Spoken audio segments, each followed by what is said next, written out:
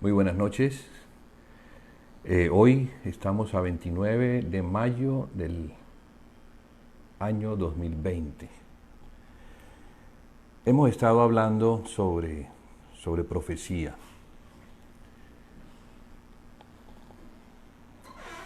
Debemos reconocer que la palabra de Dios es la palabra profética que como una lámpara alumbra, permitiéndonos caminar en la oscuridad.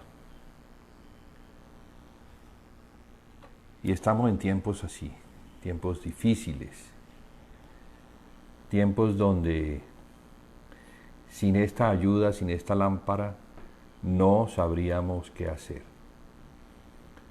Nos preguntamos qué va a pasar. ¿Qué va a pasar? Y hay mucha información sobre el particular.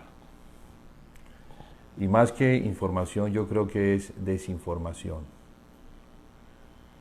Por un lado, las noticias nos dicen que esto es así y otras noticias nos dicen que es de otra manera. Al final terminamos confundidos. Porque ese es el plan de Satanás. El plan de la serpiente o la estrategia que la serpiente tiene es la de confundir, enredarlo todo.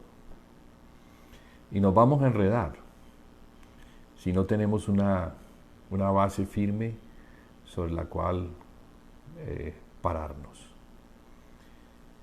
Entonces nos hemos propuesto en este tiempo hablar sobre la profecía que nos habla sobre la venida del Señor Jesús, qué habrían de acontecer antes de su parucia o retorno glorioso. Hemos estado hablando en el pasado sobre el profeta Daniel. Hemos mirado los capítulos que nos muestran lo que habría de acontecer. Capítulo 2 nos habla de una estatua, del sueño de Nabucodonosor, que es interpretado por Daniel, donde se ve una estatua que tiene diferentes materiales.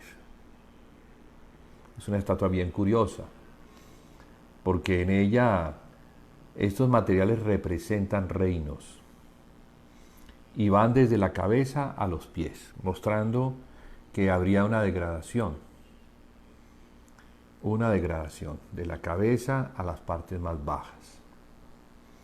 Siendo la cabeza el reino de Babilonia, el pecho y los brazos el reino de Medo-Persia en plata, el torso y los muslos en bronce representarían al reino de Grecia, y las piernas, las dos piernas en hierro, representarían al cuarto reino que precede o que sigue al reino de Grecia, esto es Roma. Y al final, como cosa curiosa, los pies sobre los cuales se asienta la estatua son de barro y están unidos o mezclados al hierro, mostrando que ese reino está conformado de alianzas humanas. Luego seguíamos a continuación y veíamos las concordancias en la visión que Daniel tuvo. En el capítulo 7 la podemos ver, las bestias, una bestia que se levanta del mar, eso es lo que Daniel ve surgir unas bestias del mar, y la primera es un león alado que tiene alas extendidas, mostrando a Babilonia y la extensión de su reino, conformado de dos subreinos, el reino de Caldea y el reino asirio. Luego vendría el oso que también emerge del mar, que representa, este oso camina cojo, mostrando que una una pierna es más fuerte que la otra.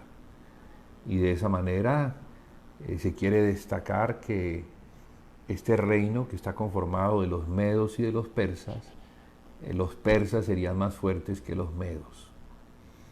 Y tiene 3 costillas en su boca, como si en ese estado hubiera quedado después de devorar, porque eso es lo que hacen las bestias. Sí, son feroces y van a establecer dominio. Entonces, el Señor ha querido mostrar a los reinos con esas figuras, con esa ferocidad y con ese deseo de establecer dominios sobre los otros reinos, los cuales habrían de surgir y luego llegar a su ocaso, porque otro más fuerte que ellos se está levantando. Y esto ha sido interesante, por lo que hemos estado, por lo que la historia nos puede mostrar y confirmar lo que a Daniel se le estaba mostrando. Teniendo un tercer reino como el leopardo alado, un leopardo de 4 cabezas y 4 alas. De esta manera se nos quiere dar a entender con esto la agilidad de ese reino. El leopardo es un animal muy rápido, así como los griegos lo eran en sus batallas, se caracterizaban por la agilidad. Y las 4 alas pues hablan de la extensión de este reino. Una extensión que después de la muerte de Alejandro el Grande, quien fue el conquistador, se dividió en territorios, 4 generales, están las 4 cabezas, pero las alas hablan de la extensión de estos territorios, donde estaba establecido el reino de los medos y de los persas, que fue conquistado por los griegos. Posteriormente viene el Imperio Romano, que tiene una característica y es que le da la vuelta a todo el mar Mediterráneo. Ese reino se divide en 2 y de allí, de esas divisiones Oriente-Occidente, por la historia podemos ver que siendo reinos cristianos, pues hubo una conversión del Imperio Romano al cristianismo en sus emperadores y también en los súbditos de ese reino, pero el imperio o la subdivisión del Oriente, llamada el imperio bizantino, por su capital en Bizancio, Constantinopla, fue conquistado por los otomanos en el año 1400 y pico.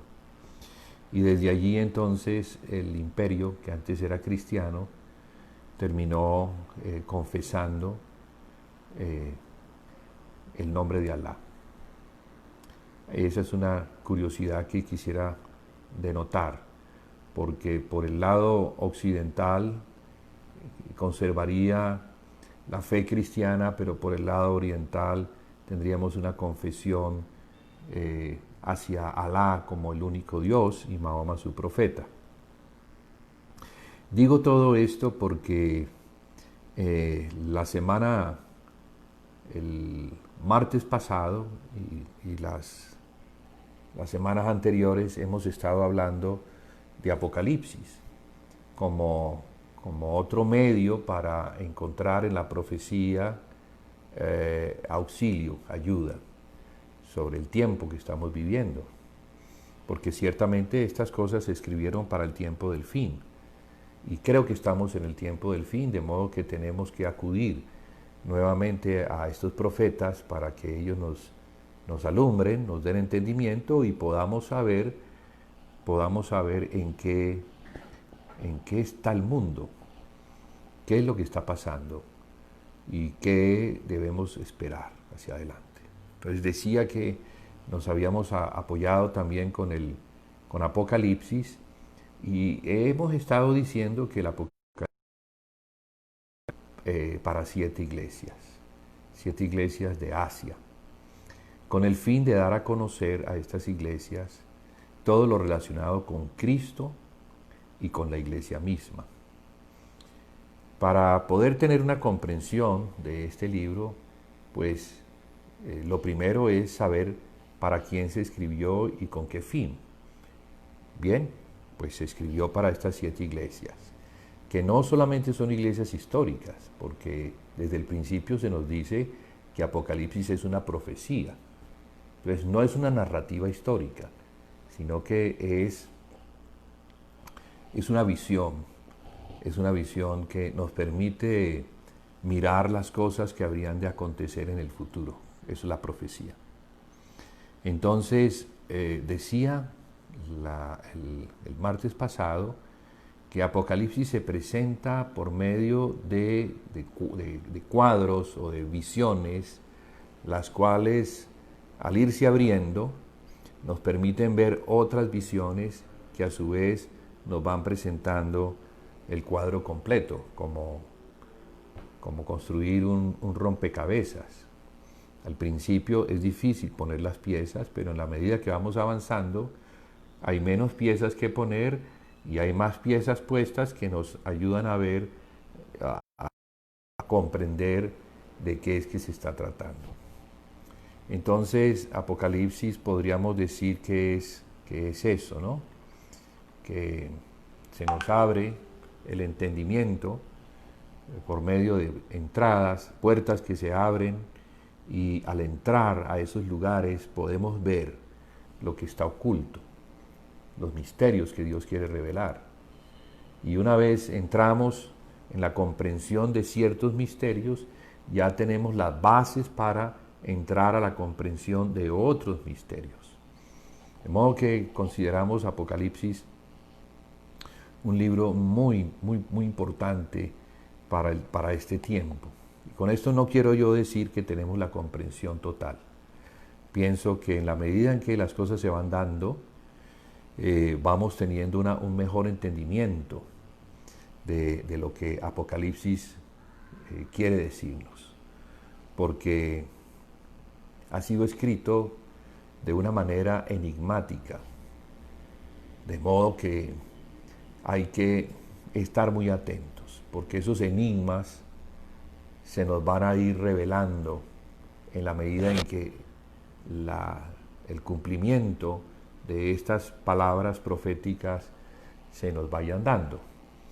De modo que no podemos dejarlo atrás diciendo, no, es que no se entiende, yo no entiendo lo que significa una bestia de 7 cabezas, entonces ¿para qué pierdo el tiempo leyendo eso? No, al contrario. Este libro al principio tiene una promesa y es la de bendecir, la de traer una bendición especial para los que leen y oyen las palabras de esa profecía. Entonces, Dios sabe que aunque no voy a entender al principio, bueno, en la medida en que yo guardo las palabras de esa profecía en mi corazón, voy a permitir que el Señor, que es el que revela, me vaya abriendo el entendimiento poco a poco. Algo interesante que quisiera destacar de lo que está escrito en Apocalipsis es esta palabra que hoy quiero compartir y tenerla como base de lo que es la carga que el Señor me ha dado para poderla compartir aquí ante ustedes. Permítanme, yo les leo el capítulo 1 de Apocalipsis, del verso 9 en adelante, dice lo siguiente: Yo, Juan, vuestro hermano y copartícipe vuestro en la tribulación, en el reino y en la paciencia de Jesucristo, estaba en la isla de Patmos por causa de la palabra de Dios y el testimonio de Jesucristo. Yo estaba en el Espíritu en el día del Señor y oí detrás de mí una gran voz como de trompeta que decía, esta es la voz del Señor, Yo soy el alfa y la omega, el principio y el último. Escribe en un libro lo que ves y envíalo a las 7 iglesias que están en Asia: a Éfeso, Esmirna, Pérgamo, Tiatira, Sardis, Filadelfia y Laodicea. Y me volví para ver la voz que hablaba conmigo, y vuelto vi 7 candeleros de oro.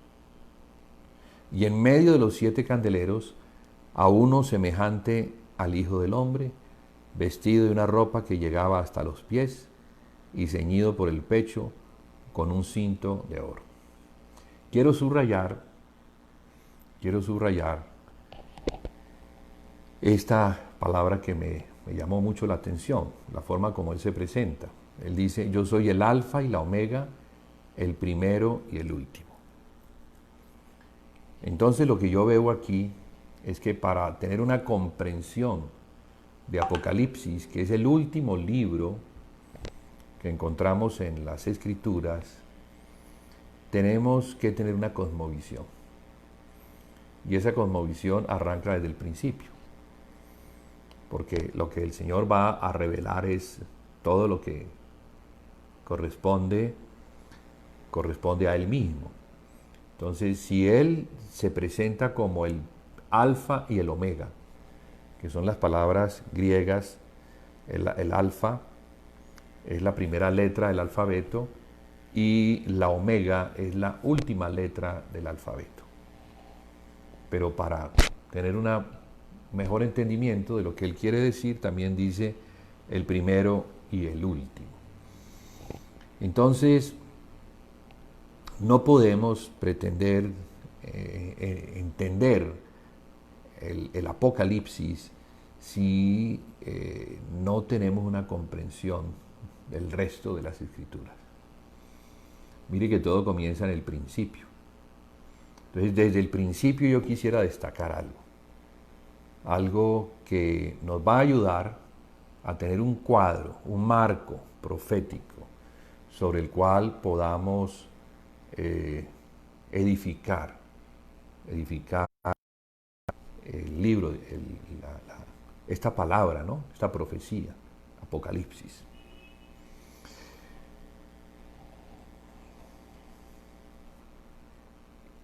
Hay una palabra importante en Génesis 3, 14 y 15. Génesis es el primer libro y el capítulo 3 es el que nos muestra a la serpiente como el animal más astuto del campo, hablando con Eva y engañándola. Como resultado de ese engaño, pues la Biblia dice que ella fue engañada. Como resultado de ese engaño, también Adán comió. Y al comer, entonces los ojos les son abiertos, se ven desnudos, se avergüenzan de su desnudez, cogen hojas de higuera, las cosen y se visten. A lo que Dios responde, llamando a Adán, porque Adán se ha escondido, algo que no hacía antes. Cuando uno tiene temor porque sabe que ha hecho algo malo, se esconde. Entonces Adán estaba escondido. Pero vamos a mirar este asunto que nos va a dar una base sobre la cual construir o entender todo el resto de las Escrituras. Y es la palabra que vemos en Génesis 3, 14, 15, que dice lo siguiente. Y Jehová dijo a la serpiente: por cuanto esto hiciste, maldita serás entre todas las bestias y entre todos los animales del campo. Sobre tu pecho andarás y polvo comerás todos los días de tu vida. Y aquí viene la palabra que yo quiero subrayar. Sobre la primera que muestra la maldición que cayó sobre la serpiente por lo que hizo. Y pondré enemistad entre ti y la mujer, y entre tu simiente y la simiente suya. Esta te herirá en la cabeza, y tú le herirás en el calcañar. Entonces podemos ver con esta palabra la enemistad que Dios pondría entre la serpiente y la mujer, pero también entre la simiente de la serpiente y la simiente de la mujer. Esto tenemos que verlo, o sea, tenerlo muy presente, porque el desarrollo de todo lo que Dios va a hacer es para que esto se cumpla. Lo que encontramos en las Escrituras es la lucha de la serpiente, que es Satanás, el diablo, para que esto no se cumpla, sabiendo que la mujer, naturalmente hablando, es la que va a dar a luz un hijo que, según lo que Dios dice, pondría la cabeza de la serpiente bajo sus pies, y esto nos está hablando de derrota. Mire que lo que Satanás hizo era para derrotar al hombre.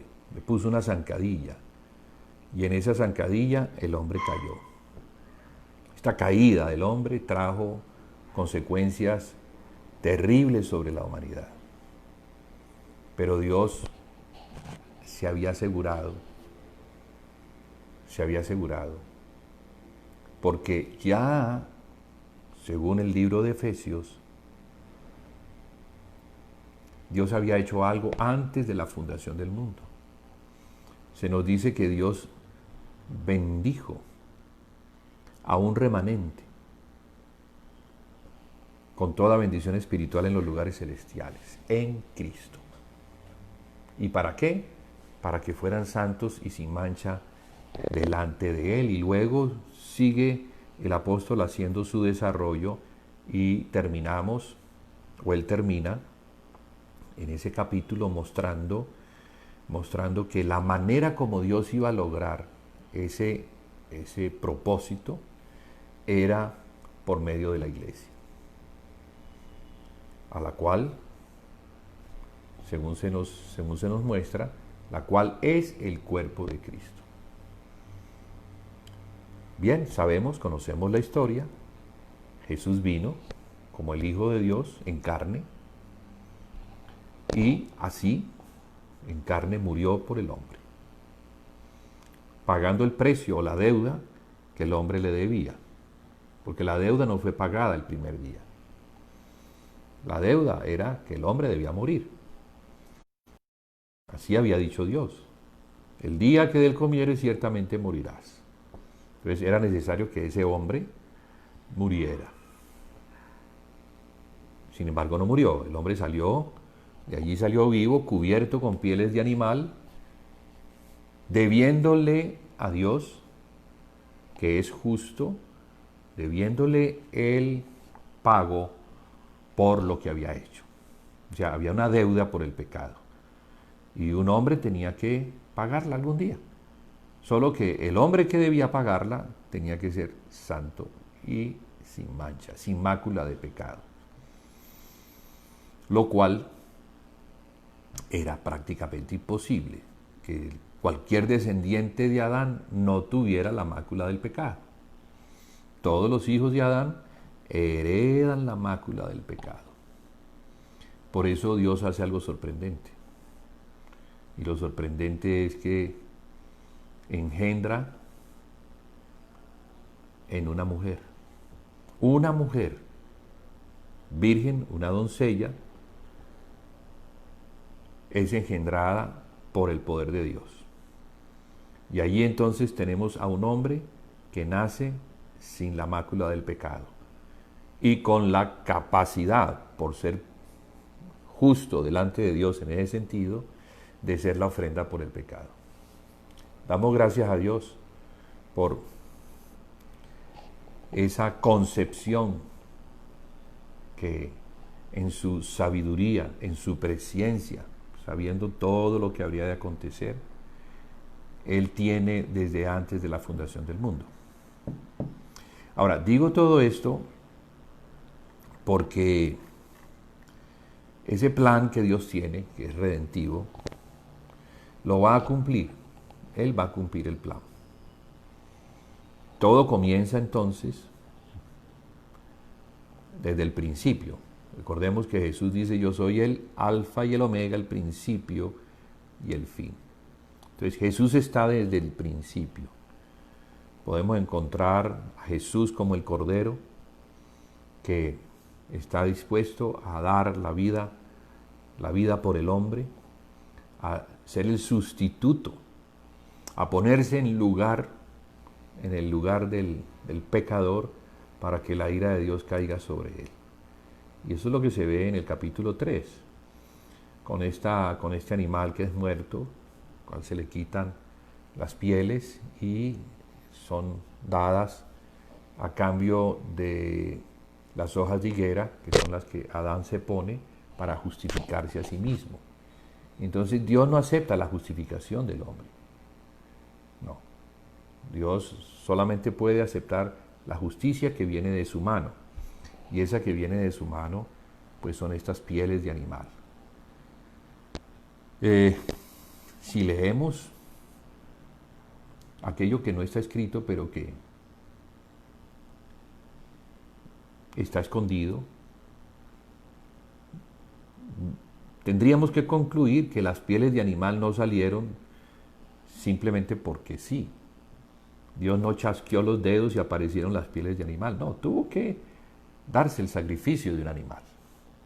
El derramamiento de la sangre también, para que las pieles de animal sirvieran como vestimenta, como cobertura, a fin de que ya uno que había muerto dejara la justicia de Dios de alguna manera satisfecha, mas no totalmente satisfecha, porque Él solo quedaría complacido cuando un hombre, hijo de Adán, pero sin pecado, pudiera pagar por lo que su padre había hecho. Entonces ahí tenemos la cruz, ahí tenemos a Jesús, ahí tenemos el sacrificio vicario, por medio del cual el hombre que cree en Jesucristo es plenamente perdonado. Plena y totalmente perdonado. Porque no solamente tenemos la cruz que trata con el hombre de pecado, aunque en Jesús no había pecado, Él está representando en su humanidad al hombre de pecado. La cruz trata con el hombre de pecado y lo elimina delante de Dios. Pero la sangre de Jesús trata con los pecados. Quisiera decir aquí algo que es básico en nuestra comprensión acerca del Evangelio, porque a veces nos quedamos a medias. Y es que una cosa es el pecado y otra cosa son los pecados. Los pecados vienen como consecuencia de el pecado. Entonces el pecado es un género. Los pecados son el fruto, el resultado de encontrarnos dentro de ese género. Entonces Dios tiene que tratar con ambas cosas. Y Jesús es el medio perfecto por medio del cual el pecado es tratado y los pecados también.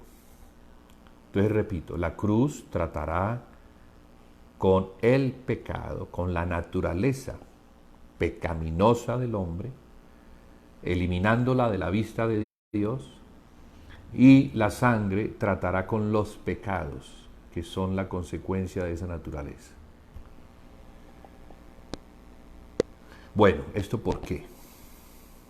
Dentro de esta historia o dentro de este plan redentivo de Dios, porque el plan no se cumple tan rápidamente.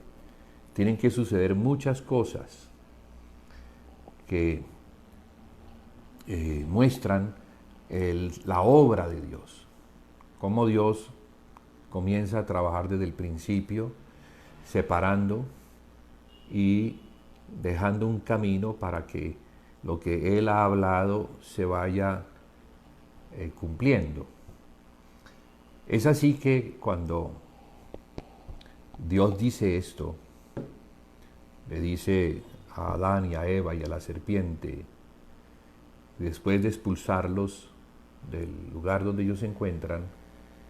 Bien, ellos tienen hijos, aparece Caín, aparece Abel, y vemos la historia de Caín y Abel, la historia en el capítulo 4, cómo Abel sacrificaba lo mejor de su rebaño, demostrándonos en esto que Abel era un hombre de la fe, era un hombre que creía en lo que su padre seguramente le había dicho acerca de la condición en la que ellos habían quedado por causa de haber desobedecido. Y era en una condición de pecado. Por eso era necesario poner fe en el sacrificio de los corderos. ¿Por qué sacrificaba Abel? Bueno, Abel sacrificaba porque reconociéndose pecador, hacía una ofrenda por el pecado. ¿Sí? Porque eso es lo que la Biblia luego va a enseñar. Luego a Moisés se le enseña que la forma como Dios puede mantenerse en medio del pueblo, recordemos que Él descendió del monte, una figura que nos muestra que Dios está en los lugares altos, pero Dios desciende a la tierra, a los lugares bajos, y se establece en medio de su pueblo, allí en una casa o tabernáculo, un lugar santo, porque Dios es santo. Y allí entonces Él moraba en la figura de un arca. El arca era la figura de la presencia de Dios. Claro, Dios no es el arca, pero era la figura. Sin embargo, en la medida en que Dios va revelándose poco a poco y va mostrando lo que es necesario comprender conforme a la obra que Él va haciendo, de dar comprensión, de dar apertura a nuestro entendimiento, nos vamos dando cuenta que estas eran figuras, eran sombras de las realidades espirituales, pero nos sirven ahora, nos sirven porque las realidades espirituales, ¿cómo las podemos ver? Si no tenemos acceso con nuestros ojos naturales, entonces Él, por medio de lo natural, se presentaba para dar una imagen de lo que podría ser lo espiritual. Entonces la Biblia en estos áreas del Antiguo Testamento son herramientas muy útiles para poder comprender las realidades espirituales por medio de las sombras. De seguro que la lectura de las Escrituras para los apóstoles trajo mucha claridad, porque de allí se extraía, por la ayuda del Espíritu Santo se extraía la comprensión, la revelación, que luego se constituye en el legado de los apóstoles para la iglesia. Digo esto porque, hablando del plan redentivo de Dios, que debe terminar con la derrota de la serpiente al final del tiempo, y no hemos llegado todavía a ese tiempo. Estamos caminando hacia esa venida gloriosa del Señor Jesucristo. Según nos muestra Apocalipsis en el capítulo 19, cuando Él venga, Él va a derrotar a la bestia y al falso profeta. Sin embargo, si esto lo miramos sin entender los asuntos del principio, pues vamos a tener mucha confusión. No nos vamos a servir bien por base sobre la... Entonces voy a hablar un poquito sobre las cosas que se dieron al principio, que las encontramos en el libro de Génesis. Ahí vemos el pecado, vemos a Caín y Abel, la disputa de Caín al ver que su ofrenda no le es aceptada, pero la de Abel sí es aceptada. Entonces hay una muerte allí. Caín mata a Abel y pareciera ser que Caín ahora toma como el señorío sobre el mundo entero. Se ha perdido un hombre de fe que es Abel. Ahora pareciera ser que Satanás ha logrado destruir el testimonio que está en las manos de Abel. Pero algo sucede y es que viene otro hombre, y ese hombre, nacido también de los primeros padres, se llama Set. Allí tenemos entonces dos hombres. Tenemos a los de Caín, llamémoslos los cainitas, y a los de Set, llamémoslos los setitas, que habrían de caminar en paralelo. Los cainitas serían los enemigos, digámoslo así, de lo que Dios había hablado, había dicho a sus padres. Ellos no quisieron creer porque no les fue comunicado por Caín, por la descendencia de Caín, y entonces ahí hay una línea que tiene que ser eliminada, y es eliminada al final en el diluvio universal que le conocemos. Entonces hay una división, ¿no?, entre los que son de la fe y los que no son de la fe, los que creen en el Cordero y los que no creen en el Cordero. Y así ese patrón se va a comenzar a repetir hasta el tiempo del fin. Y vamos a ir mirando cómo se va desarrollando. Entonces, después del diluvio desaparece la línea de los cainitas, pero los setitas, que tienen una descendencia, y esa descendencia termina en Noé. Noé es el hombre a quien Dios le manda a construir el arca. Y dice la Biblia que él y su familia, o él era justo en sus generaciones, lo cual nos muestra que su esposa y sus hijos eran justos genéticamente hablando. Y por eso entonces Dios preservó a esta familia, porque era la raza humana pura, la que se había conservado pura. Los otros se habían contaminado con las relaciones de los ángeles con las mujeres. Bueno, durante muchos siglos estuvieron dando estas cosas y la raza se corrompió, la raza humana. Era un asunto como de guardar la genética, guardar el ADN, lo que no se hizo. Entonces, en eso, Dios juzga lo que está corrupto y lo destruye por medio del diluvio, dejando a esta familia. Entonces, esta familia pasa y los que están allí como salvados de las aguas son los hijos de Noé, Sem, Can, Jafet. Y allí también vamos a ver otra división que va a aparecer en la Torre de Babel, que es la que origina. Entonces podemos ver aquí en esta historia que después del diluvio, a los pocos años, los hombres que salieron del diluvio y que comenzaron a poblar la tierra, se reunieron en el valle de Sinar, que es lo que hoy en día es Irak, la antigua Babilonia, y allí comenzaron a construir una torre que llegara al cielo, Babel. Babel, entonces, de donde procede el reino de Babilonia y todo lo que Babilonia significa en cuanto a la idolatría, todo lo contrario al conocimiento que los hombres deben tener de que no hay sino un solo Dios, porque aquí en la idolatría es la confianza en muchos dioses de distintas capacidades, y por eso entonces el culto a los dioses falsos que se origina en Babilonia es juzgado por el Señor en la Torre de Babel, en la confusión de lenguas, lo cual, de la cual proceden en esas lenguas que se confunden, que ya no se pueden entender, porque se van a hablar y no te entienden. Entonces se reúnen los que se entienden y así, pues, aunque la Biblia no nos muestra, no nos da un cuadro muy preciso sobre lo que ocurrió, podemos suponer que se dispersan, ya no quieren estar allí porque no pueden convivir por falta de entendimiento, entonces comienzan a caminar y a extenderse sobre la tierra, se establecen en poblaciones que luego crecen, se convierten en naciones.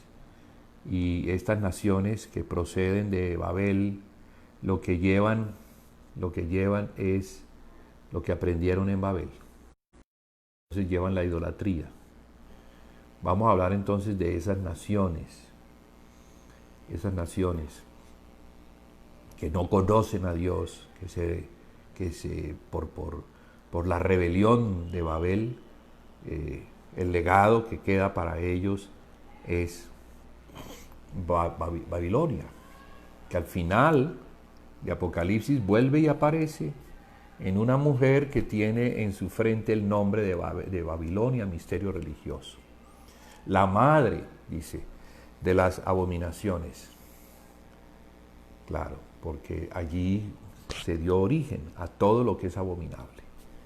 Cuando la Biblia habla de abominación, se está refiriendo a idolatría. A idolatría, que es el dar confianza a aquellas cosas que hacen parte de la creación. Pero la idolatría es loca, porque esta gente hacía de un dios un ídolo, le daba forma, lo tallaba y terminaba creyendo que esa imagen, que era una semejanza de lo que eran los espíritus, que seguramente se les revelaban a ellos creían entonces ciegamente en la adoración a estas imágenes. ¿Por qué? Porque no conocían al único y verdadero Dios. Entonces, por un lado tenemos a estos pueblos que son dispersados sobre la tierra, que van creciendo en número y van adquiriendo cierto poder al reunirse unos con otros, porque siempre ha sido eso, ¿no?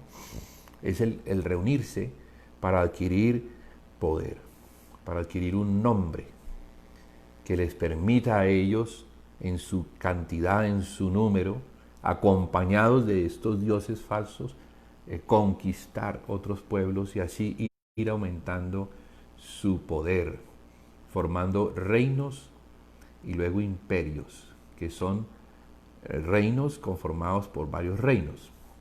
Por eso estos terminan teniendo un rey sobre varios reyes. En ese tiempo primitivo,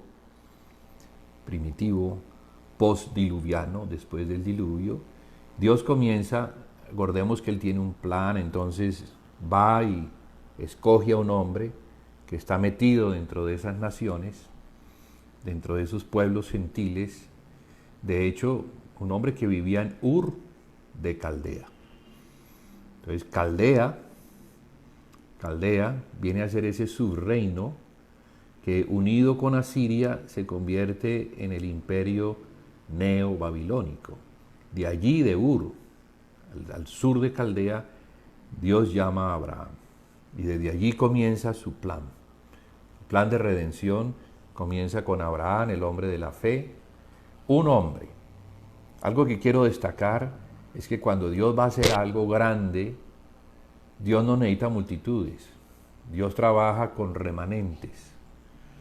Dios trabaja con poquitos hombres que tengan fe, con esos Él puede trabajar. Y ese ha sido como el patrón desde el principio. Vemos que Abel iba a ser ese hombre, pero es matado. Luego viene Set, que es el que suple, el que lo reemplaza. Y de allí entonces, con ese hombre que recibe la palabra del Padre, la cual tenía Abel, viene una generación que es bendita, que es la generación que termina con Noé. Y de allí entonces vienen estos 3 hijos, y uno de ellos pareciera ser que es el que es serio en los asuntos de conservar el testimonio, que es Shem. De Shem viene la línea de la cual procede Abraham, porque Taré procede de esa línea, la cual viene desde Arfaxad, hijo de Shem. Entonces, aunque los hombres pueden tener muchos hijos, lo que se ve en las Escrituras es que hay hijos especiales, que son los hijos de la fe. Y esos hijos de la fe son los que Dios va a usar para llevar a cumplimiento lo que se ha propuesto. El plan que Dios tiene de redimir todas las cosas, lo ha venido cumpliendo a lo largo del tiempo. Eso es la Biblia. La Biblia es la narrativa que nos muestra a los hombres de la fe que en un momento determinado de la historia estuvieron en algo. O sea, Dios los tomó para algo. Y entonces esto es Abraham. Abraham es tomado de esta tierra, Dios le dice que sálgase de allí porque va a ser algo importante. Él y con su descendencia. Dios no va a tratar solamente con Abraham, sino que Abraham es el medio para que se convierta en un padre de naciones y en particular padre de una nación especial que es la nación de Israel. Y menciono esto, Israel, porque en el paralelo tenemos a las naciones que no conocen a Dios y tenemos ahora a Israel que desde Abraham tiene un legado y ese legado es el Dios único y verdadero, porque a Abraham se le presenta es el Dios único y verdadero. A ese Dios único y verdadero a quien con el cual Abraham tuvo un encuentro y a quien Abraham decide creerle, es con el cual su descendencia por comunicación de Abraham hacia Isaac y de Isaac hacia Jacob guardarían un legado. Pero en eso vemos las luchas, ¿no?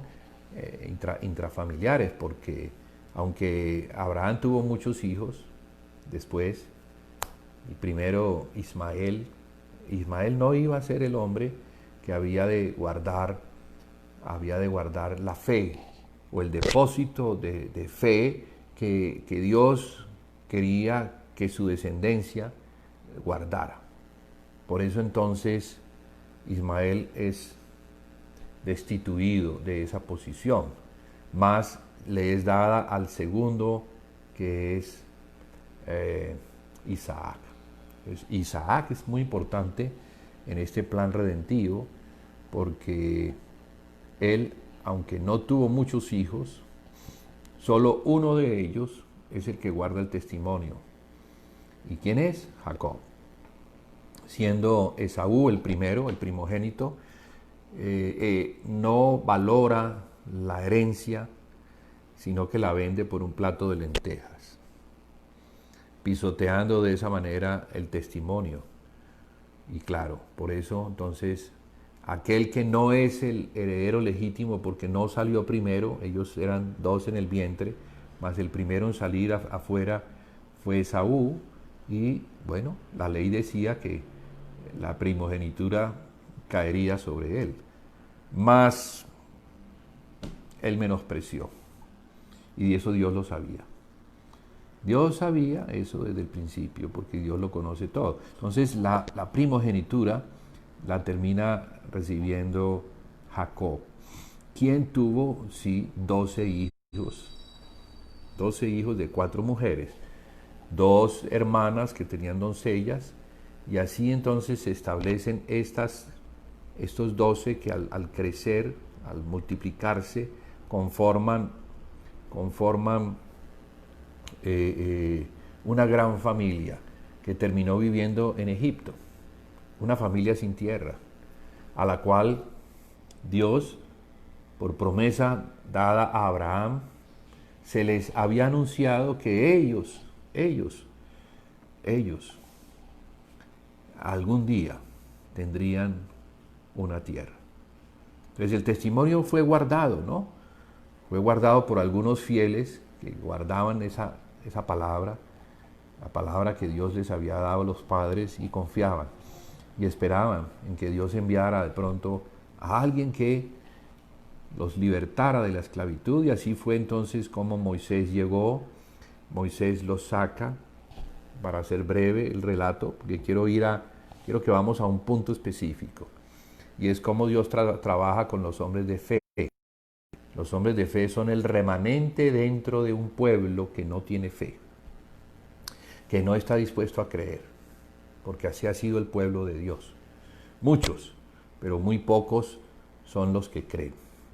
Muy pocos. Y con los que creen es con los que Dios trabaja. Entonces Dios trabajó con la familia de Moisés. Primero con su madre, una mujer de fe que ha guardado las palabras que sus padres les dieron. Y entonces la respuesta o la bendición a la fe de los padres son los hijos. Porque Dios es así. Dios hace misericordia con los padres fieles, pero también aborrece a los hijos de los infieles, de los padres infieles. Los padres que le aborrecen, que no le tienen a Él como el único y verdadero, sino que lo cambian por otros dioses, entonces vemos que hay una condición. Pero en esto lo que podríamos ver es que los padres tienen mucha responsabilidad. Los padres tienen la responsabilidad de dar a conocer la fe a sus hijos desde temprana edad, para que sus hijos se levanten en el conocimiento de Dios y teman a Dios y vivan con ese temor, pero también enseñen a sus hijos lo mismo que lo mismo que sus padres le enseñaron. Eso es lo que estamos viendo aquí, ¿no? Cómo la fe ha pasado de generación en generación, cómo hombres fieles que guardaron la fe fueron premiados con hijos fieles que la guardaron, que a su vez la transmitieron de generación en generación. Y esa es la historia de la Biblia. Es la historia de un pueblo que Dios tomó para sí, y dentro de ese pueblo un remanente de hombres fieles que, a pesar de las circunstancias en las que estaban viviendo, así fueran muy difíciles, ellos guardaron el testimonio. Y al guardar el testimonio o guardar la fe, pudieron transmitir a otros esa misma fe. Y al transmitir esa fe que se imparte al ser testigo, porque ¿qué es un testigo sino aquel que da fe de lo que ha oído? Ese es el testigo fiel, el que vive delante de los hombres y puede demostrarle a los hombres que Él es diferente porque Él está guardando el testimonio, porque Él está guardando la fe. Entonces, así es que Dios quiere que seamos, ¿no? Y lo podemos ver, por ejemplo, en el ejemplo de aquellos hombres de fe que vienen desde Abel, Set, Noé, Shem, hijo de Shem, Abraham, descendiente de Noé por la línea de Shem, los semitas. Luego el hijo de Abraham, Isaac, el hijo de Isaac, Jacob. Los hijos de Jacob también eran hombres de fe. Hombres, bueno, la vida de ellos no fue una vida muy ordenada. Cuando yo la leo no me gusta, no me dan ejemplo, pero guardaron la fe de su padre y la dieron a conocer a sus hijos, que eso es lo que vale, ¿no? en esta historia. Por eso entonces vemos como esa línea que viene desde Abraham, Isaac, Jacob, Israel, las 12 tribus, y dentro de esas 2 tribus está Judá, y en esa línea tenemos a David, y de David tenemos a Salomón. Quiero destacar esa línea porque a partir de Salomón encontramos un problema. Mire que Salomón es hijo de David. David fue un hombre de fe, un hombre llamado conforme al corazón de Dios, pero le faltó la fe al final, porque teniendo muchas mujeres, muchas concubinas, estas mujeres lo llevaron a quemar incienso a los dioses falsos. Y mire, un hombre tan importante, el rey, que debe ser el que representa como figura principal el que debe representar al Dios único y verdadero, hace estas cosas. Entonces el juicio cae y el juicio divide, al reino lo divide en dos. Y esa división trae por el lado de las tribus del norte, llamadas Israel, con el tiempo, porque no quisieron arrepentirse de su apostasía, son tomados por los asirios en el año 740 a.C. y son exiliados a las naciones, son botados en las naciones. Entonces, ¿allí qué tenemos? Allí tenemos una nación que debía ser cabeza de naciones, la figura, digamos, representativa de Dios en la tierra como un candelero que pudiera alumbrar a las naciones, mostrándole a las naciones que hay uno verdadero, que lo que ellos creen no son, es engaño de la serpiente, que se deben convertir y se deben convertir en siervos del Dios Altísimo. Esa era la tarea que Dios tenía para Israel, que fueran un reino de sacerdotes. Sacerdotes nos habla de aquellas personas que Dios santifica, Dios escoge para Él, exclusivamente para Él, para que le conozcan y para que le den a conocer. Entonces, este reino no fue como Dios lo quería. Ya sabemos que en el desierto pecaron algunos y solamente Dios reservó un remanente, el de los levitas, para que fueran sus sacerdotes. Y las otras tribus se quedaron por fuera, perdieron ese privilegio por idolatría. Siempre vemos eso, ¿no? Vemos que la idolatría trae un juicio que separa o elimina a los hombres de ser sacerdotes para Dios. Y al perderse esa posición o privilegio, entonces el hombre, al no tener conocimiento de quién es Dios y cómo es que se sirve a Dios, queda en las tinieblas. El que no se acerca a Dios y no le ve, no ve la luz, está en las tinieblas. Y esa es la historia a lo largo de todo el tiempo. Vemos pues entonces que Israel, estas 10 tribus, este subreino del norte, conformado por 10 tribus, termina exiliados, fueron sacados y esparcidos en las naciones. Como huesos secos terminaron allá.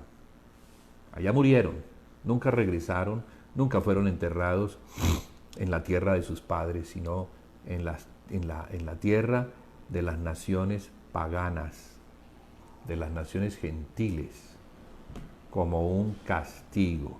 Según Deuteronomio 28, del 15 al 68, ahí leemos las maldiciones para aquellos que aborrecen al Señor. Pero por el lado de Judá, que es el subreino del sur, Dios iba a seguir trabajando. Entonces ya con estos no trabajó, muy parecido a lo que sucedió con los cainitas. El juicio que vino por los cainitas sí desaparecieron, más se reservó a los setitas. Aquí algo parecido está sucediendo con los de Judá. Entonces la noción de Judá él se la reserva, él la guarda, porque entre otras hay una palabra dada a Judá por profecía, que de Judá vendría el rey. Vendría el rey. Entonces, yo creo que esa palabra es la que conserva a Judá. No porque Judá haya sido fiel, no. Los de Judá también fueron infieles, aunque no tanto como los de Israel.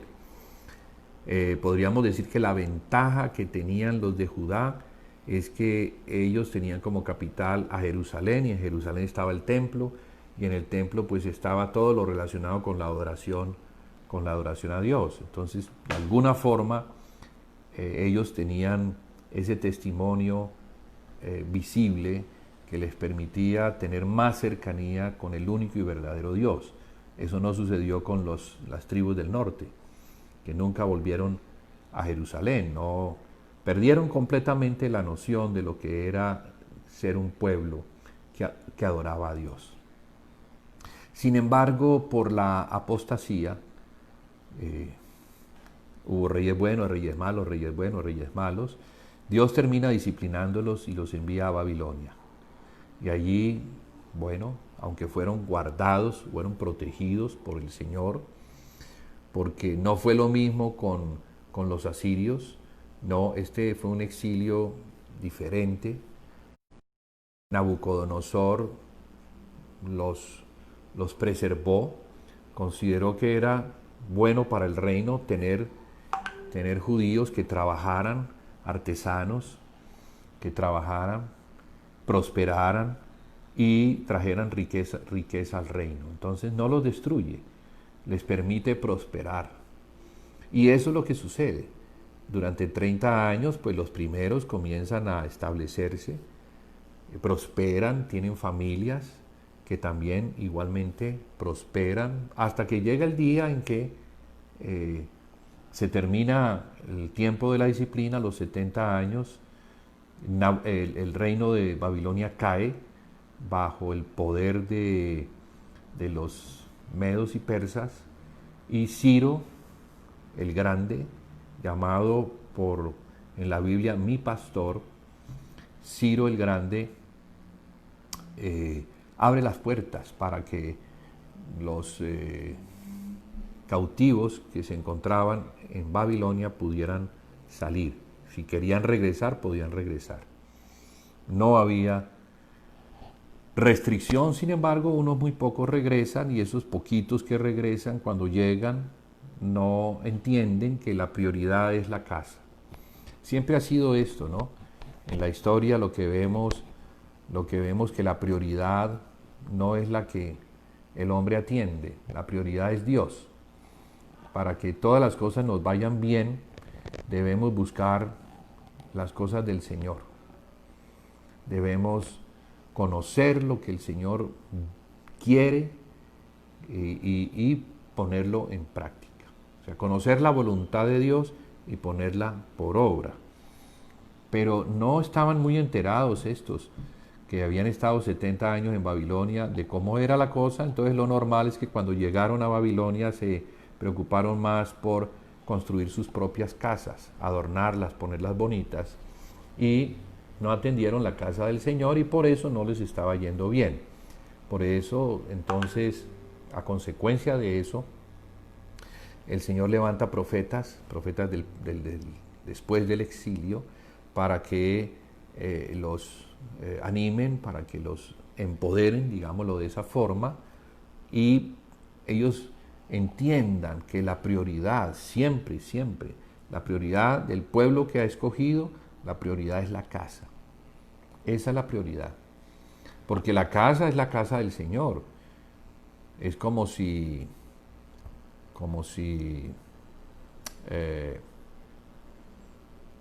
yo viviera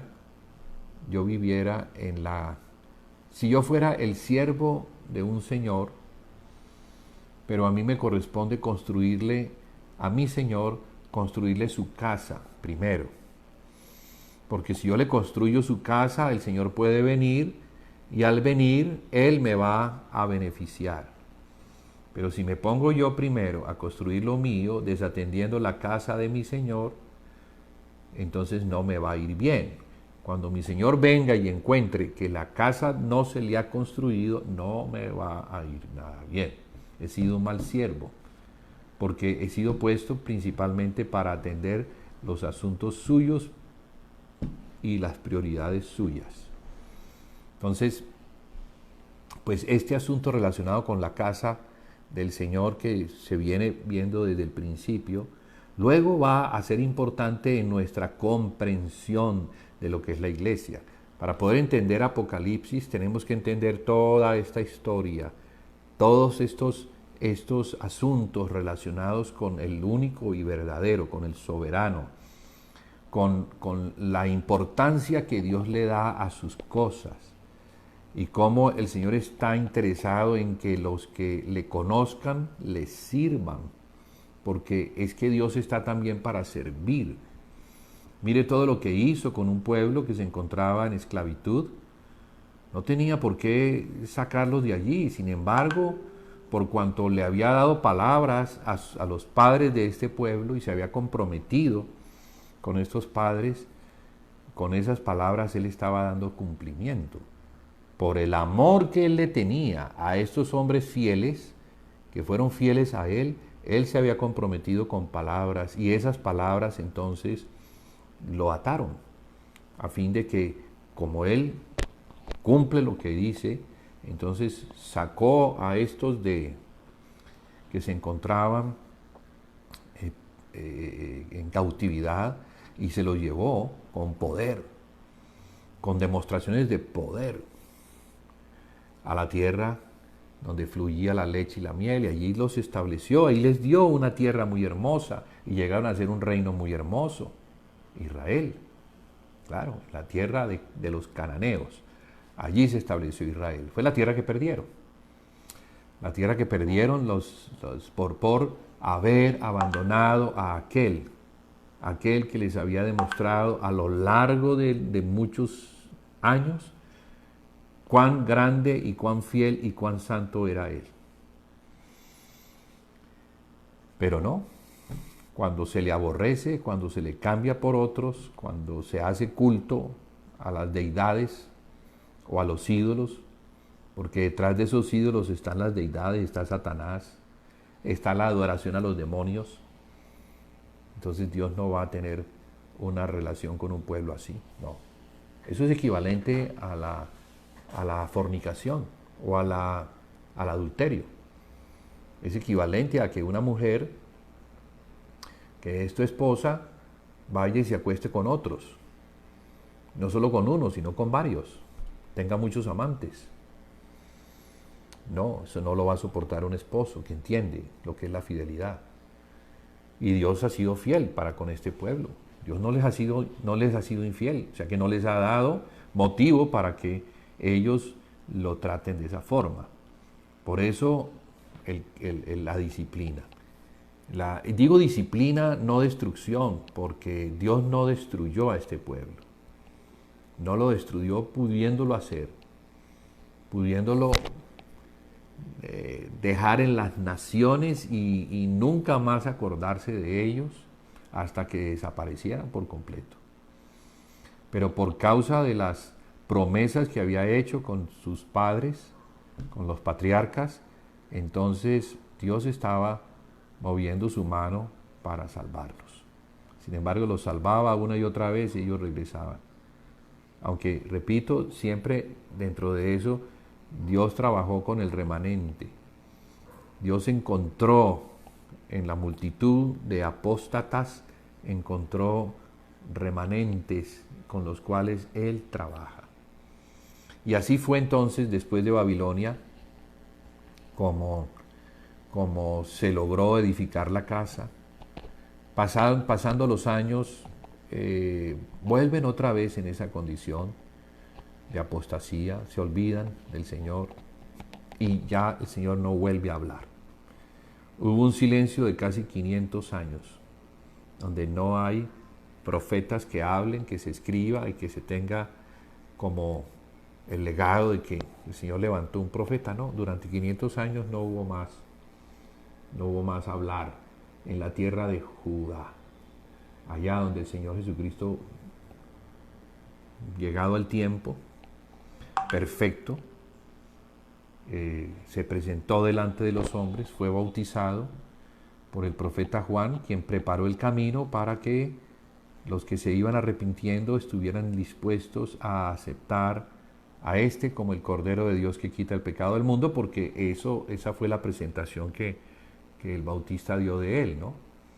¿Cómo lo presentó? Ese es el Cordero de Dios que quita el pecado del mundo. ¿Será que ellos entendían? Bueno, pocos, a la verdad, podrían entender qué significa, que es el Cordero que quita el pecado del mundo. Bueno, yo creo que ni los discípulos pudieron comprender esto, porque ellos, claro, cuando fueron escogidos, dentro de una multitud también, volvemos al punto de los remanentes, eran muchos, eran muchísimos, los que había en Judea, más el Señor en oración recibe del Padre los nombres para que vaya y busque a estos hombres que se encontraban haciendo oficios varios. Y así entonces Él escoge a 12 de entre una multitud. Y a esos 12 entonces los forma en la fe. Estamos hablando de la importancia de la fe, que es el resultado de haber oído las palabras del Señor. Aquí las palabras del Señor Padre estaban siendo dadas por medio del Hijo, Jesucristo, el Verbo de Dios, a quien Juan reconoce como el Hijo de Dios y a aquel a quien Él indica en su carta, en su primera carta, como al que debemos acercarnos para tener comunión. Esa comunión. Estamos hablando de fe, porque la comunión es con alguien que no vemos, con alguien que resucitó y que ahora, después de 2000 años, no se le ve. Pero se le espera. Se le espera porque así dijo que regresaría. Entonces nosotros estamos guardando también como hombres de fe, estamos guardando las palabras que les fueron dadas a los apóstoles para que los apóstoles las dieran a guardar a la iglesia, a fin de que la iglesia, guardando estas palabras, pudiéramos vivir a pesar del mundo en el que nos encontramos, con la esperanza de que un día le vamos a ver. Mire los que estaban en Egipto, ¿qué tenían? Esclavitud. ¿Qué futuro había para ellos en lo natural? Ninguno. Morirían como esclavos. Sin embargo, ellos tenían unas palabras que habían guardado o que estaban guardando de sus padres, que recibieron de Abraham, de Isaac, de Jacob, de sus patriarcas, que oyeron decir a Dios que ellos tendrían una tierra, que Dios le había prometido a Abraham que tendrían una tierra, una nación. Entonces ellos tenían fe, no todos, pero unos pocos. Y así ha sido. Hoy en día, ¿qué es lo que tenemos? ¿Qué pasó después de que Jesucristo vino? Un remanente, solamente un remanente creyó. La gran mayoría no creyó. No creyó. Entonces, el Señor llegó a Judea, principales líderes, los líderes religiosos, no le recibieron. No le recibieron. Y en su rey, que era Herodes, tampoco le recibió. De modo que tanto por el lado político y religioso rechazaron a Jesús como el Cordero de Dios que quita el pecado del mundo, como el Mesías, como el Hijo de Dios, como aquel que Dios había enviado, como aquel bendito que Dios había enviado para bendecir. Porque Jesús vino a bendecir, no vino a condenar. Mas fueron pocos. Entonces, de esos pocos que creyeron, de esos pocos que recibieron la fe, el Señor comenzó a hacer un trabajo. Entonces, ahora tenemos otro paralelo, que es el que yo quiero mostrar en este tiempo postrero, que ya es el tiempo después de la resurrección de Jesús, tiempo postrero, el que estamos viviendo. Allí tenemos entonces a quienes, tenemos a los judíos que no creyeron, que siguieron sus vidas como si no hubiera sucedido nada, hasta que en el año 70 los romanos vienen, entran, rodean Jerusalén y destruyen el templo y se les acaba todo el asunto religioso que giraba alrededor del templo. ¿Y por qué eso? Bueno, porque ya el templo era otro y ellos no habían querido creer. Ellos no habían querido creer, es más, hicieron chiste de lo que el Señor había dicho. Cuando dijo, destruiré este templo y en 3 días lo reconstruiré. Ellos pensaban que estaba hablando del templo que Herodes había ampliado y que se había demorado como 40 años en la ampliación. 40 años haciendo una ampliación. Y Jesús estaba diciendo que el templo que ellos iban a destruir, Él lo iba a levantar en 3 días. Pero estaba hablando de qué? Estaba hablando de Él mismo, que Él es el templo. Entonces, cuando Jesús viene, ya las condiciones cambian. Todo cambia. Porque ahora sí viene el tiempo del Espíritu. Ya no es el tiempo de lo natural, de lo carnal, como Dios trataba al hombre antes, de que el hombre fuera perdonado y Dios pudiera darle el Espíritu y el hombre con el Espíritu pudiera comprender lo que antes no podía comprender y adorar de la manera como Dios quería que se adorara, en espíritu y en verdad, y no de la manera antigua, en la carne, allá en un templo hecho por el hombre. No, Dios quiere que la adoración sea en el templo hecho por el Hijo de Dios. Así como Jesús dijo, yo edificaré mi iglesia. Está hablando del cuerpo de Cristo, la iglesia es el templo de Dios. ¿Y quién lo edifica? Lo edifica Jesucristo. Claro, usa hombres de fe que le representen para hacer esa edificación. Porque siempre ha sido el trabajo que Dios ha hecho, siempre lo ha hecho con hombres de fe. Son los hombres de fe, los que conocen, creen y actúan con quienes Dios trabaja. Y con ellos va a hacer la obra, la va a terminar conforme a lo que se ha propuesto hacer desde el principio. ¿En qué tiempo estamos? Estamos en un tiempo previo al cumplimiento de una gran parte de la obra de Dios. Y es la derrota de la serpiente y de la simiente de la serpiente, tal y como vimos en el principio. Porque así fue dicho. Le fue dicho a los primeros padres, pondré enemistad entre la serpiente, entre tú, que es la serpiente, y la mujer, y entre tu simiente y la simiente de ella. Porque ella, o sea, hablando de la simiente de la mujer, pondrá tu cabeza bajo tus pies, mas tú le herirás en el calcañar. Esa palabra ha tenido un cumplimiento parcial. Ese cumplimiento parcial porque se cumplió en Cristo.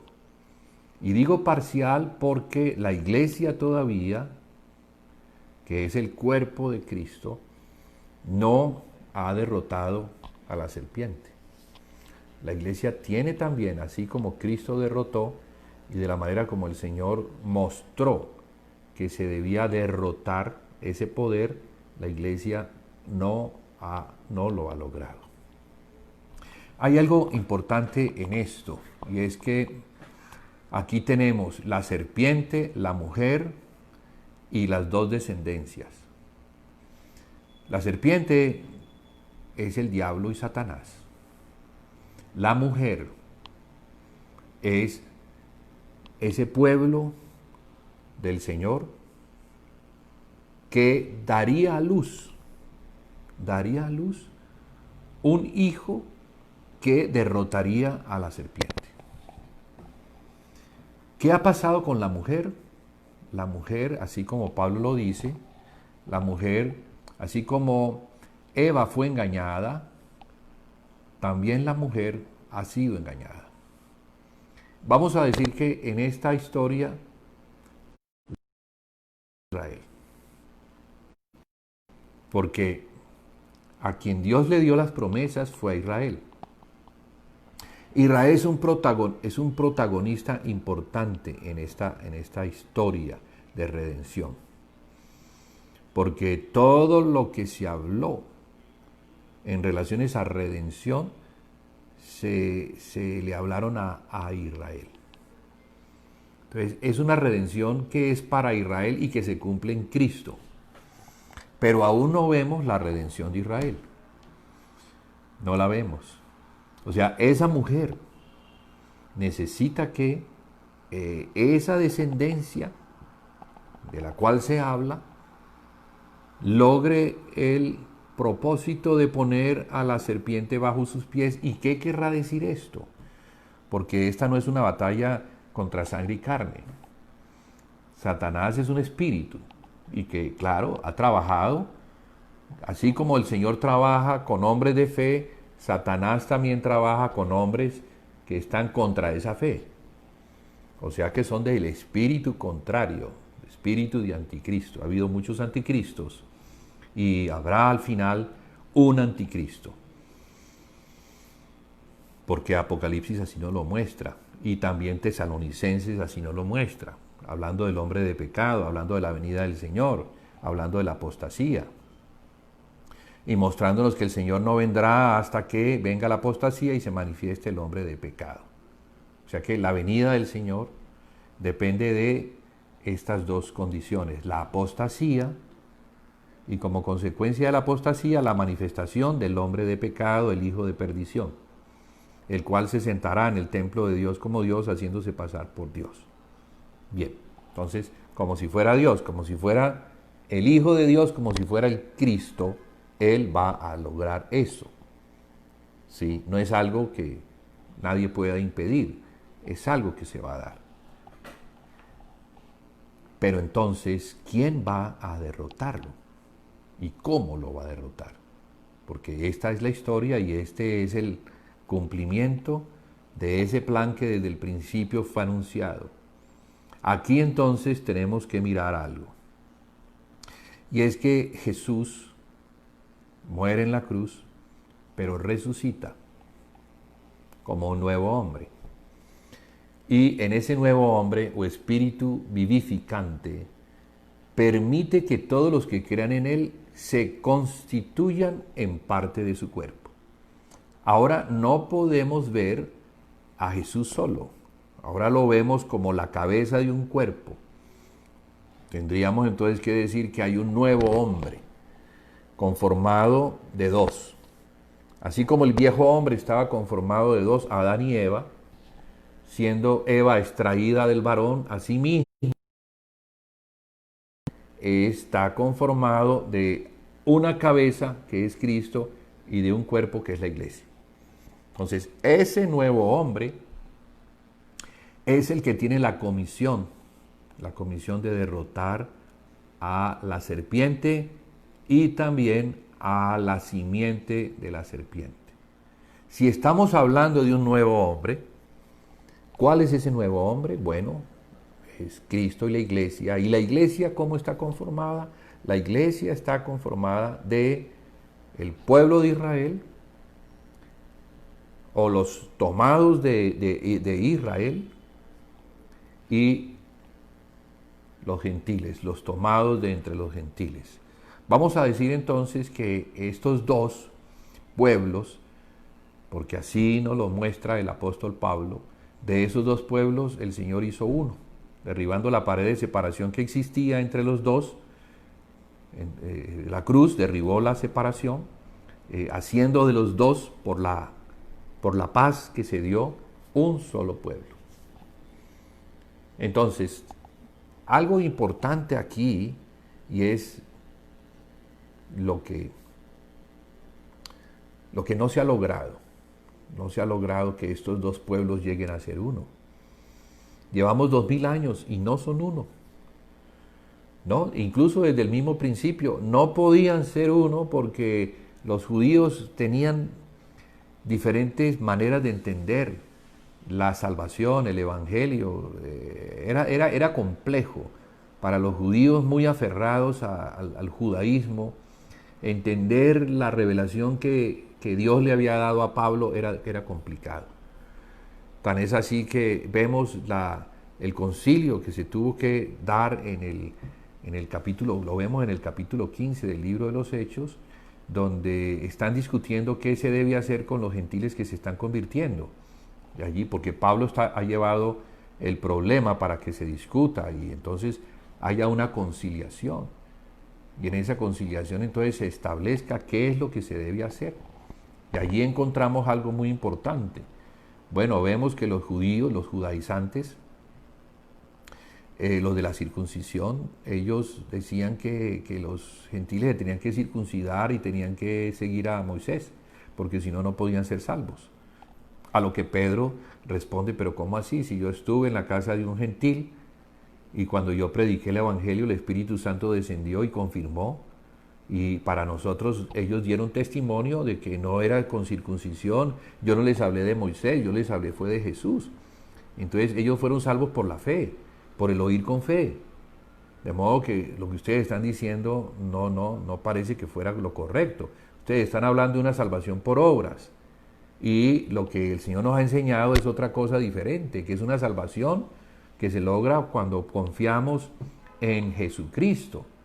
Cuando al oír de Jesucristo y confiamos en lo que Jesucristo dice, allí algo ocurre. Entonces se discutió mucho y al final el problema, la discusión se resuelve porque Santiago recuerda una palabra y dice, ay, ahora entiendo lo que está escrito acerca de la restauración del tabernáculo de David.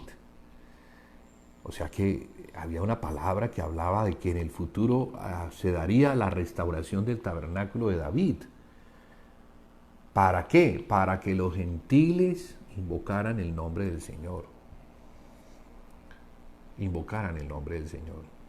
¿Qué había en el tabernáculo de David? Y esto es importante, porque esta comprensión nos puede mostrar cuál es el centro, el meollo del problema, que es el que ha suscitado el escándalo que no le permite a los gentiles estar unidos en uno, o sea, en Cristo. Y es que en el tabernáculo de David, que no era el de Moisés, recordemos que el tabernáculo de Moisés estaba separado por puertas, eran 3 espacios y con 3 puertas y no se podía accesar a ellos a menos de que tuviera permiso. El pueblo jamás podía ingresar a esos lugares, solamente los sacerdotes. Había una separación. Y no se podían tocar ni siquiera, no se podía acercar ni siquiera al primer cerco. Ningún animal podía acercarse. Dios estaba mostrando que la condición de pecado era tal que nadie se podía acercar ni siquiera a cierta distancia de Dios mismo. Porque el atrio representa el juicio, representa como esa extensión que Dios pone y esos cercos que Dios pone en su santidad para impedir que alguien que no está puro se pueda acercar a Él. Entonces solamente los sacerdotes. Recordemos que aunque Dios quería que todas las tribus fueran ese reino de sacerdotes, quedaron eliminados por la idolatría. Y eso iba a continuar hasta el fin, prácticamente. Solo los levitas podían ministrar a Dios. Entonces la entrada al atrio solamente era para levitas, el pueblo no podía. Y la entrada al lugar santo no era ni siquiera era para levitas todos, ¿sí? Porque todos venían de Leví, así como Moisés y el mismo Aarón. Pero Aarón era el sumo sacerdote y solamente la descendencia de Aarón eran los que estaban configurados para entrar en el lugar santísimo. Entonces, o sea que esto era por linajes, ¿sí? ¿De dónde venía yo? Y así entonces se me permitía o no se me permitía. Entonces, si yo no tenía a mis padres descendiendo de la línea de Aarón, yo no podía ministrar en el lugar santo, no podía.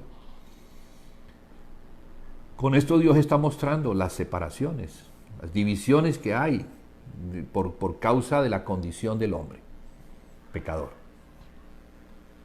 Bueno, el tabernáculo de David no tenía esas separaciones. El tabernáculo de David era una tienda y dentro de esa tienda estaba el arca. Pero las otras separaciones no estaban. Y la gente iba y cantaba y alababa y bendecía. Y iban indistintamente. Podían ser hebreos, pero también gentiles, que pertenecían a los valientes de David. Porque David tenía un grupo, que era su grupo, y dentro de ese grupo no todos eran hebreos, también había gentiles. Hubo gentiles que se convirtieron al Señor, no eran del linaje puro hebreo. Rahab, la ramera, Ruth, y así, Urías, el Eteo, etc. Entonces, desde ese tiempo Dios estaba mostrando que había una redención para todos los pueblos y que no era por las obras de la ley, sino que era por la gracia especial que Dios iba a tener para con ellos, el amor que Dios iba a tener para con ellos por medio del sacrificio de su Hijo. Entonces, allí se comprendió en este concilio, se comprendió qué era lo que Dios estaba mostrando. Y es que no se podía entonces obligar a los gentiles a circuncidarse ni a seguir a Moisés, porque ellos eran los que estaban llegando para invocar el nombre del Señor en ese tabernáculo de David. Entonces, el tabernáculo de David nos muestra la gracia, nos muestra que la salvación es por gracia y no por las obras de la ley. Digo esto porque estas cosas penetraron en la iglesia. Ahora vamos a hablar un poquito de la iglesia. Dentro de las dos líneas que también tenemos la iglesia por un lado, que ya es la iglesia gentil, y por otro lado tenemos a los judíos que no entraron a la iglesia porque no confiaron en Jesucristo. Al no confiar en Jesucristo, entonces ellos se quedaron pensando que Dios les iba a enviar un Mesías, y siguieron esperándolo, y así se levantaban algunos y no eran, hasta que llegaron los romanos, destruyeron el templo, y bueno, sin templo ahora, ¿cómo será el asunto? Pasan más años y en el año 135 el emperador Adriano, por una revuelta que se levantó, envía sus ejércitos y destruye, hace cosas terribles con Judá. ¿Y qué es lo que hace? Bueno, lo primero que hace es que borra del mapa el nombre de Judea, lo cambia por Palestina, el nombre de Jerusalén por Aelio Capitolina, y pone una estatua de Júpiter, el equivalente a Zeus, como estableciendo que esa es la tierra de Zeus, no es la tierra del único y verdadero Dios. Qué desolación tan terrible, qué abominación. Y entonces hace lo otro, y es saca a todos los judíos de la tierra de Judea y les prohíbe regresar bajo la pena de muerte. Y de esa manera, bueno, Satanás pensaba que iba a destruir todo lo que Dios había prometido acerca de esta nación. Ya no había ni el subreino del norte ni el subreino del sur. La tierra quedó completamente desolada y a merced de la bestia, la cual la pisoteó, ¿sí? y blasfemó contra Dios, diciendo que lo que Dios había dicho no se iba a cumplir. O sea, Dios era un mentiroso. Pues miren qué es lo que sucede. Lo que sucede es que Dios está logrando su propósito de las maneras más extrañas. Sí, efectivamente, las tribus del norte fueron enviadas a las naciones, las tribus del sur, las dos del sur también fueron enviadas a las naciones, esparcidas en las naciones, y así entonces ellos comienzan a vivir en las naciones gentiles que se convierten en la casa de ellos. Muchos mueren en ese tiempo, hasta que ocurre algo muy importante, y es que el último reino, que es el reino otomano o imperio otomano, cae, y cae en el año 1922. Ese imperio comenzó en el año 1299 y cayó en el año 1922. Son casi 700 años de existencia. Y una vez cae, algo comienza a suceder. Y es que los territorios bajo los cuales se encontraba este imperio comenzaron a resurgir, como si en un jardín los árboles durante muchos años estuvieran secos, pero luego comienzan a retoñar. Y así comenzó a suceder en esta tierra del oriente. Comenzaron a aparecer los retoños. Y uno de los retoños, algo que comienza a retoñar, es la higuera, que representa, dentro de ese jardín, representa a Israel. Esta higuera, en el año 1948, una nación que desapareció en ese día, mayo de 1948, lee la Declaración de Independencia, porque se están independizando del gobierno británico y ahora son una nación independiente y libre. Y comienza entonces, la higuera a retoñar, a reverdecer. Y sabemos que cuando comienza algo a reverdecer, pues como resultado va a comenzar un día a florecer, y lo que florece va a dar fruto. O sea que esta higuera que un día fue el Señor la maldijo y se secó como señal de que no tenía fruto Judea, los judíos, ahora como una nación completa sí tiene y sí está a punto de dar fruto. De allí entonces, de esa nación, el Señor tomará un remanente. Apocalipsis nos habla de 144,000 como un número representativo. Yo no creo que sea exactamente ese número, pero nos muestra que son las 12 tribus de Israel. Y en su número 12 por 12,000 da 144,000, mostrándonos que ellos van a ser protegidos en el tiempo de la gran tribulación cuando vengan las plagas. Allí tenemos entonces un remanente de entre las naciones de la tierra que es Israel. Israel. Porque el Señor tomará de entre los gentiles otro remanente, a fin de que tenga el Señor una representación tanto de los gentiles como de Israel. Entonces, de los gentiles, ¿a quién toma? Pues esa es la historia que hemos venido hablando en la cosmovisión de Apocalipsis. Un libro escrito para 7 iglesias, pero en esas 7 iglesias lo que se nos muestra es la historia, el estado presente, pero también el estado futuro de la iglesia. Y dentro de eso encontramos que hay una iglesia en un estado futuro que se encuentra alineada, se encuentra en orden, que es la iglesia de Filadelfia. Podríamos decir entonces que dentro de esas 7 el Señor va a tomar un remanente. Ya no está hablando de individuos, ya está hablando de un cuerpo. Recordemos que el Señor, después de Pentecostés, cuando el Espíritu Santo desciende, ya no puede mostrarnos individuos, sino que es una unción corporativa. Antiguamente el Señor ungía a individuos, ungía al rey, ungía al profeta, ungía al sacerdote. Y la unción solamente debía ser puesta sobre ellos, los que Dios había escogido.